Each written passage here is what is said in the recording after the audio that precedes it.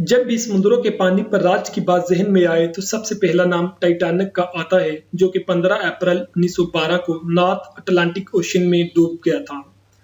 आज एक सदी गुजर जाने के बाद जहां दुनिया इतनी तेजी से तरक्की कर रही है, फिनलैंड की एक कंपनी ने दुनिया का सबसे बड़ा क्रूज शिप बनाकर सबको हैरान कर दिया है।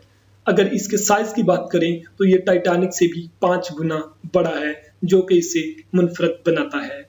इसे आइकन ऑफ द सीज का नाम दिया गया है, जिसे खुले समुद्रों की दिलकश और रूह परवर मौजों में आजमाया जा रहा है। इसे अक्टूबर में कंपनी के हवाले किया जाएगा। जांच के तमाम मराहल से गुजरने के बाद तवक्का है कि जनवरी 2024 में इसमें आम मुसाफिर सवार हो सकेंगे। इस शिप का साइज 1200 फुट तवील है, जो कि 5610 मुसाफिरों को सफर पर ले जा सकता है। इसमें वाटर पार्क और 7 शानदार स्विमिंग पूल के साथ साथ दुनिया भर की तमाम आसाइशें मौजूद हैं। ताहम स्टाफ की तादाद 2350 अफराद पर मुश्तमिल है। आज के दौर में ये दुनिया का सबसे बड़ा मुसाफिर बरदार बहरी जहाज है। बहुत से लोगों ने इसके पहले मुसाफिर होने की लिस्ट में नाम शामिल करवाने के लिए टिकट बुक करने शुरू कर दिए हैं। अगर आप भी इस लिस्ट में अपना नाम दर्ज करवाना चाहते हैं तो जल्दी से इसका टिकट बुक करें।